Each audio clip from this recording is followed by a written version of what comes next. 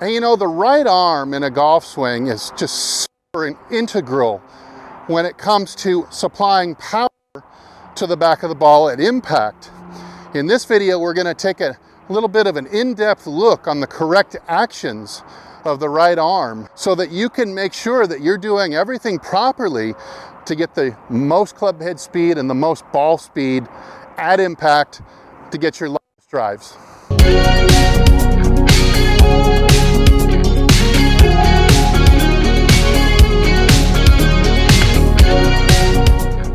Hey, this is Steve with HitItLonger.com. I'm on a journey to hit it longer and straighter off the tee, longer and straighter all the way to the green, because hey, I think that's what makes golf fun. So if you want to have a little bit more fun, maybe hit a little bit more, get a little more yardage off the tee, a couple more fairways, then by all means join us, hit the subscribe button, like this video at the end if you liked it, and leave a comment down below. All right, so today we're talking a little bit in depth on the correct actions of the right arm through the golf swing. Now the right arm we're going to talk about consists of three joints: the shoulder, the elbow, and the wrist. This kind of gets us into a little bit of what we call the science of kinesiology, which my mentor Mike Austin was heavily into. What you've just seen of this golf swing is kind of leading you into the science which I'm trying to advocate on this particular program. That is kinesiology, which is the analyzation of the muscle movement and the utilization of the proper movements of the joints in making the golf swing. He believed that if you could study and learn and then practice the proper motions of each of the 12 skeletal joints, that we could get the best possible results from our golf swing. All right, let's start at the beginning, right at address. Your right elbow should be just subtly bent and very soft, therefore fitting in the shadow of the extended left. We'd like to have the left arm be in control of creating the arc all the way through the backswing, all the way through the downswing, and right up until about 30 inches past the ball where the right arm will catch up. And so at the beginning, we really want the left arm to have an extended measurement, which will leave the right arm underneath it just a bit. Let me show you from this angle. Now watch how my right arm just kind of fits, kind of a little bit underneath, and just a little bit of softness or bend in the elbow. All right, moving along into the first half of the backswing, you're simply looking for what's called an abduction move from the address position, just like this. So notice I've pulled that all the way to horizontal. My upper arm is now parallel to the ground.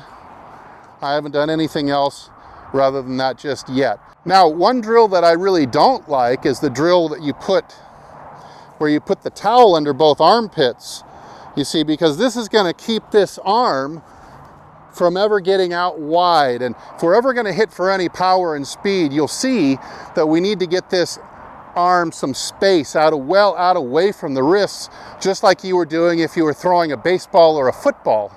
You're not going to keep the elbow cramped in and throw a baseball or a football like this. Now, as that action of the upper arm is going on, right about the point where the handle reaches the right thigh or the right hip, the right wrist is going to start going into what we call dorsiflexion this way, and the right elbow is going to start going into flexion and bending this way. The elbow starts to bend, making room for the wrist to start to bend, and as we abduct here at the shoulder, we're going to go to the top of the swing in what we would call a 90-90-90 position. So if I put the club in my hand, you'll be able to see that there is now three parts of a square. You see, 90 degrees from the ribs to the upper arm, 90 degrees at the elbow, 90 degrees at the wrist. This is a really strong position to be in at the top of the swing. Now, if you video yourself, one thing you definitely want to be looking for is if you have less than a 90-90-90, if that 90 degrees is caved in somewhere, something like this. Now, if you'll notice, I have less than 90 degrees of space at the ribs to the upper arm, and I have less 90 degrees of extension here at the elbow. You can see if I fit my left arm on here, that my left arm is now kind of buckled in too, and I've got a very narrow swing. So I'm not going to be able to generate a lot of club head speed from here rather than getting to the 90-90-90, which kind of ensures that the left arm is going to stay out wide with it, and you're going to be able to create a nice wide arc, greater club head speed at the bottom. Now, one more move before we get to the top of the swing that's included in the backswing is going to be the adduction of the right shoulder blade, or a pulling back of the shoulder blade towards the spine, like that. Kind of stretches out the chest muscle.